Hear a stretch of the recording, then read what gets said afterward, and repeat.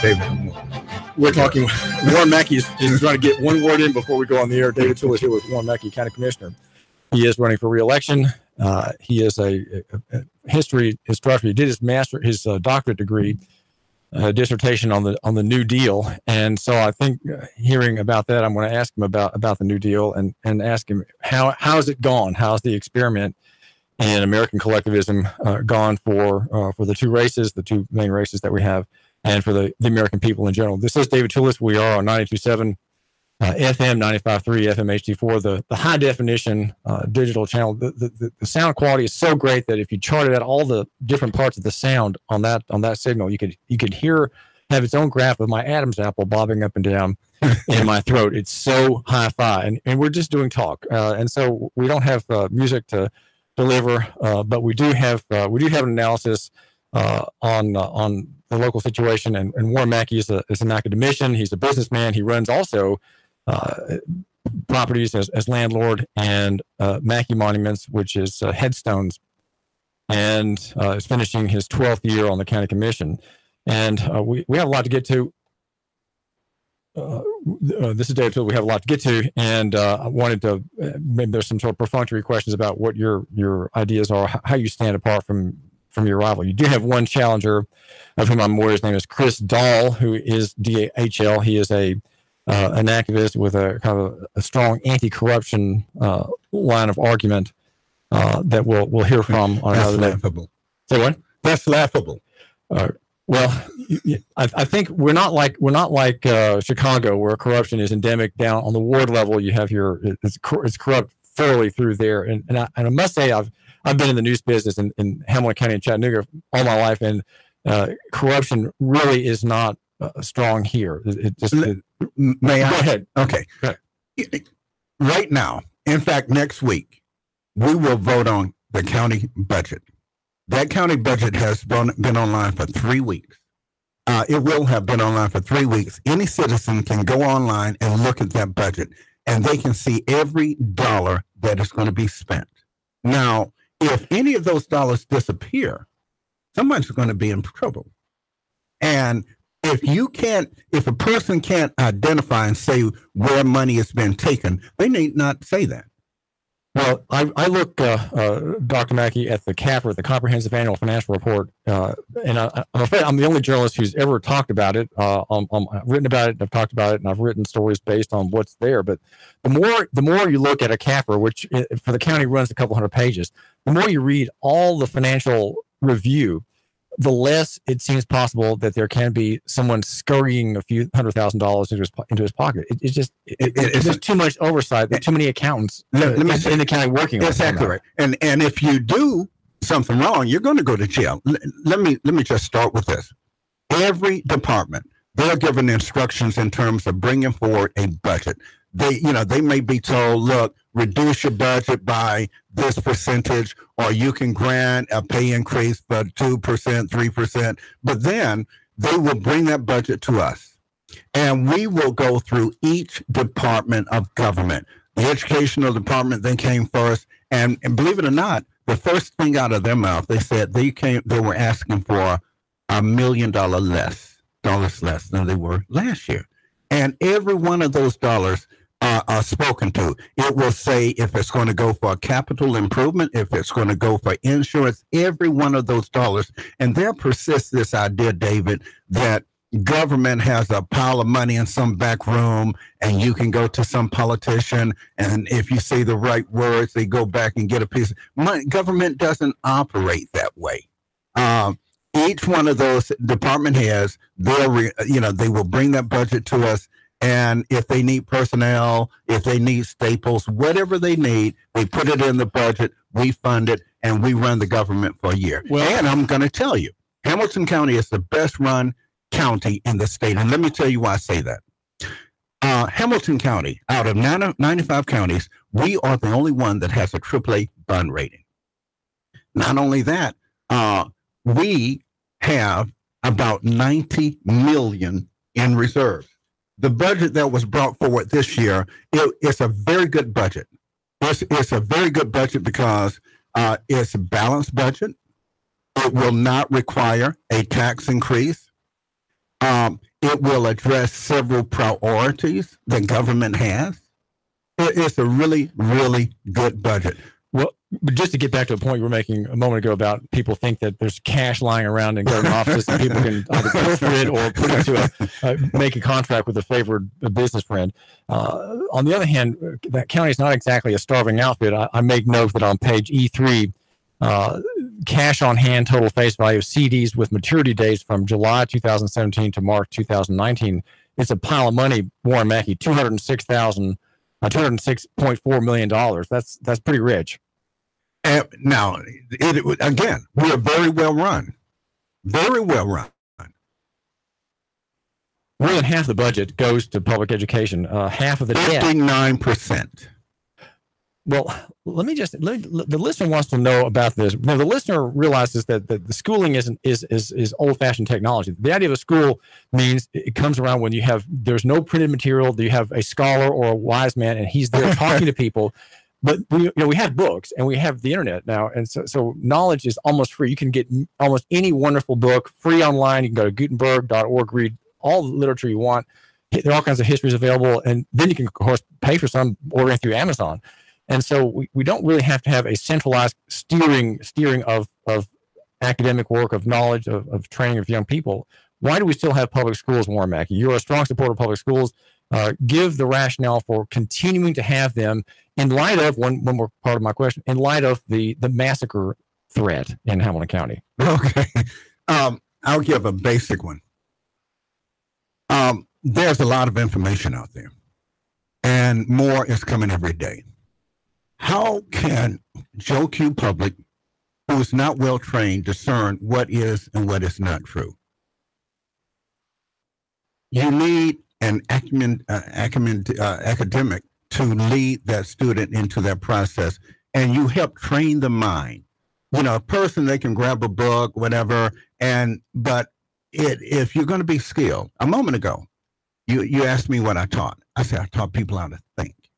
And that goes far beyond just facts. Through the annals of history books. Facts in and of themselves are not important. Facts help to reveal trends. It helps to reveal the path of that one can take towards success or away from failure, all of those kind of things. So, yeah, you do need schools or places where socialization is taught. And David, you and I know, there's a lot of people who don't trust public schools. But I do. The number is 800-8949. Do give us a call if you have a question for Warren Mackey. He's a county commissioner seeking re-election and a longtime academician, wrote his dissertation on the New Deal. The number is 800-8949, brought to you by yournews.com, and also Nuganomics.com, the website for the man and woman who matters and therefore not popular. But you know why it's not popular? Because in the end, not a lot of people matter. But you might, and my reader might as well. Was the New Deal a good deal for the black man and for the white man, Warren Mackey? It was good for the whole of the society. You had a third of the workforce, people in soup lines, people are losing their farms, all kinds of things. And through government, in this case, that great Democratic President Roosevelt, he's a visionary. Like, for example, we talked about Social Security. Can you imagine where most people would be today if it wasn't for Social Security? Let me put it this way. There's those people who want to dismantle Social Security. They are going to make those statements like, oh, man, David Tulis and Warren Mackey, they can do a better job of investing their own money. But the way I know society, David, is you and I, we can take our wages, take a portion, put it in the bank, expecting we're going to use it when we get too old to work. Well, all of a sudden, David, our roof starts leaking. So we then have to go get that little pile of money, fix our roof.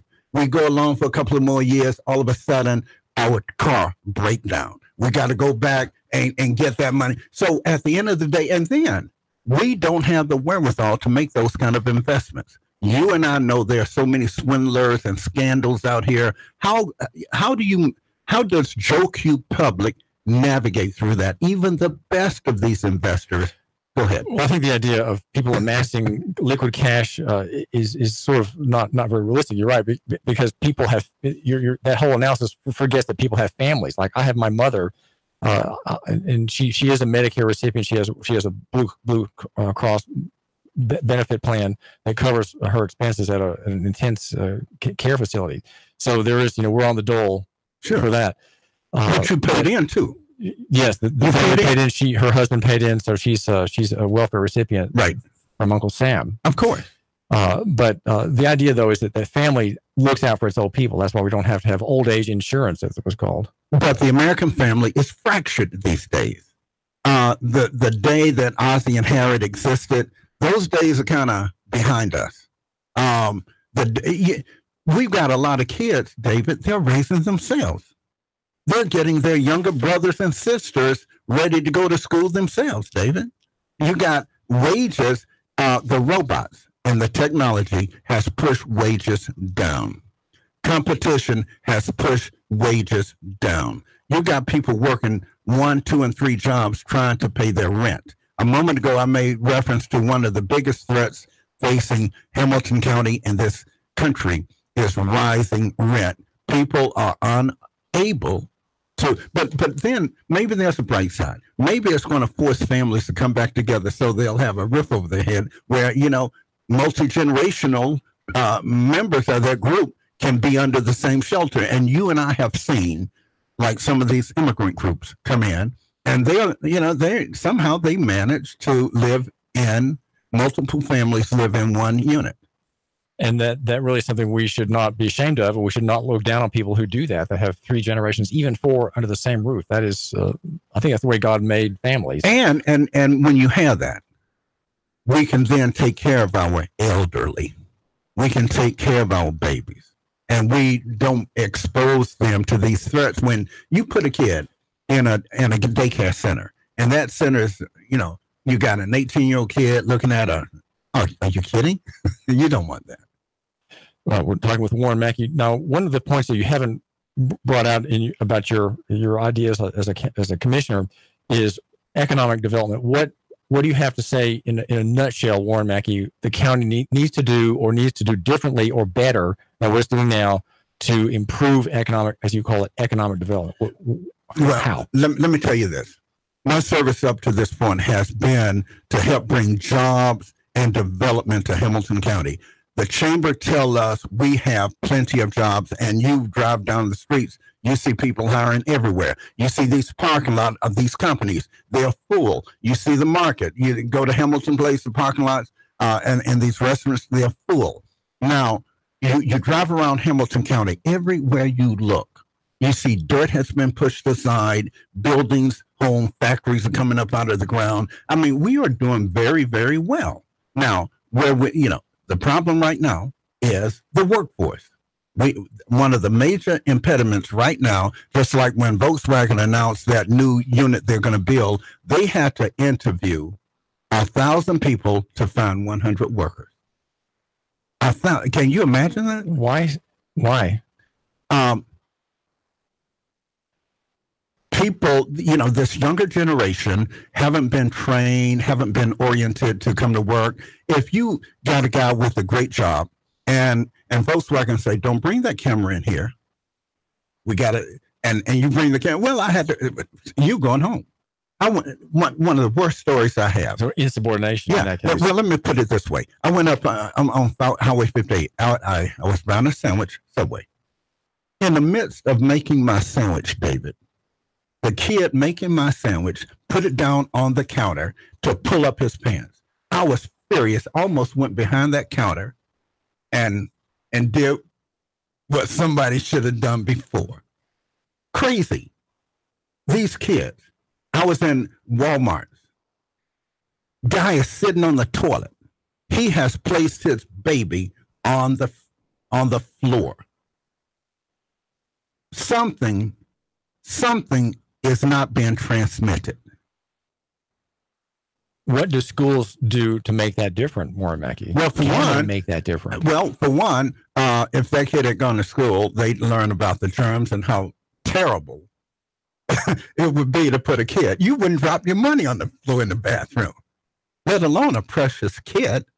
If that kid have been oriented in a better way, they would really, David, I would guarantee you there are people out here today that even if you could get them to work for you for free, you wouldn't hire them.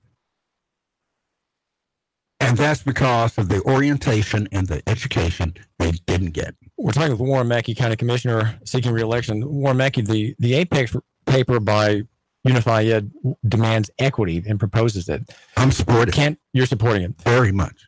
There's no free market alternative to the public school system to bring equity. Because my argument is, and my listener has heard a lot about this from me and others, the free market provides the best allocation of resources, is the best way that needs can be met. Oh, no. Resources. That's not correct. I disagree. Go ahead.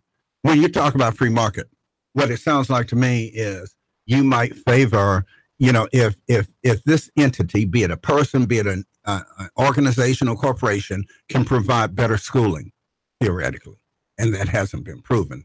If you use that free market analogy, you would say, okay, because schools are funded per pupil, $9,000+ per head. Well, theoretically, that person ought to be able to take that $9,000+, not to that school, but to the school of their choice. Well, I don't know where that has worked, where these charter schools and whatnot have worked. It looked like a money-making machine. And the biggest pool of money, and this is what I think is taking place in America today, where you find these big pools of money, like in healthcare. In healthcare, you see a scramble where people are trying to get control of it.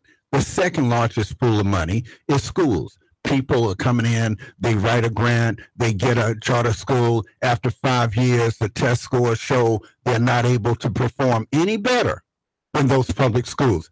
The governor, I was appalled. You talk about free market. Now, the governor wanted to privatize the parks, like Fall Creek Falls, and let private companies go in and run those facilities. Well, that's going to price me and a lot of people I know. Maybe you'll be able to go there, but I wouldn't.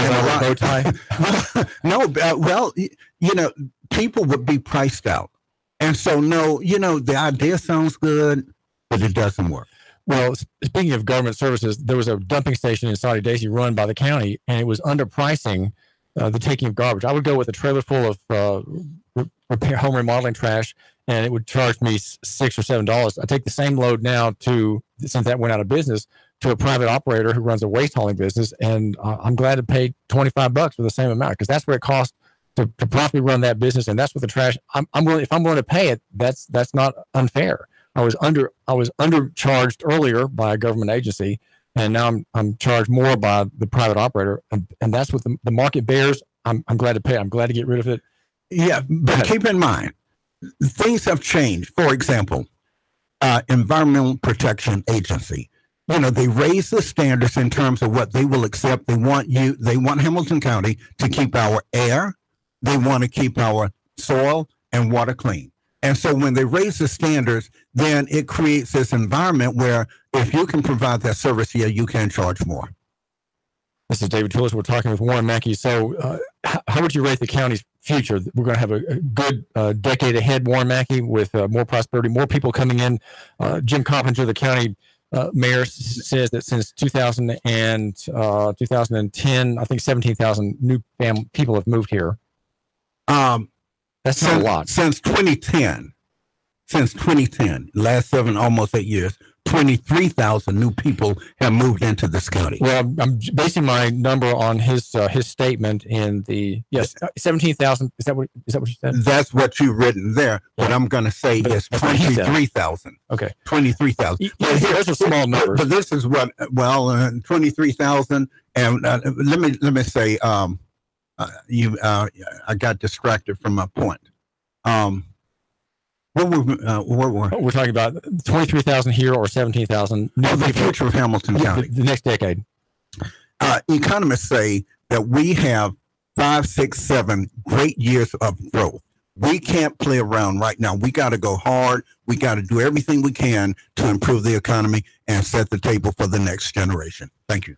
Well, this is David Tulis and Warren Mackey. Thanks for joining me here discussing local economy and cooperative in Chattanooga. Thanks for joining us. My pleasure to be here. Thank you. He is seeking re-election on the county commission. His challenger is Chris Dodd, who's often met him numerous times at the city council. He is very active in politics, a consumer side with a anti-corruption argument. If there's no election, let me show where it is. We'll find out more about these allegations, if you will. Soon, David Tulis, thanks for joining us, and some important messages. 3, 2, 1. Chattanooga Radio, Digital FM 95.3 HD4, 92.7 FM's news now. The man who was shot by cops is out of the hospital and in jail. 50-year-old Joel Harris was punctured by hot lead after officers responded to a call of a disturbance with a weapon on Tunnel Boulevard. Harris was released from the hospital yesterday and shipped off to jail, charged with attempted first-degree murder, aggravated assault on a police officer, and other charges. Property tax increase finalized for Red Bank. Red Bank commissioners voted Tuesday night to increase the property tax in the city by 20 cents to a total of $1.39 per $100 of assessed property value. Court case delayed for a man accused of throwing a dog out a car window. Philemon Sayans III was in Saudi Daisy Court Tuesday night, but the judge pushed his next hearing date back to October the 9th because no witnesses were prepared to testify. Val St. John for Nooga Radio News Talk 92.7. Action News now. 92.7 Nooga Radio. Keon Rose, Nooga Radio 92.7 Action Sports. Now, in soccer action, Chattanooga FC stomps out the Atlanta Silverbacks 4-1 to remain at the top of the Southeast Division in the NPSL. Atlanta struck first in the first half with a goal from striker Thierry Jules. Chattanooga wouldn't tie the game up until the 72nd minute with a goal from Caleb Cole. And then the goal parade began. Chattanooga FC would score 3 more times in the next 15 minutes with goals from Daniel Valenciano, Luke Windsor, and finally, João Costa drove in the dagger to end Atlanta's hopes of a comeback. Chattanooga FC improved to 5 wins, 1 loss, and 3 ties. They return to Finley Stadium this Saturday night to take on the Georgia Revolution at 7:30 p.m. Kyle Russell joins the UTC Mocs wrestling staff as assistant coach.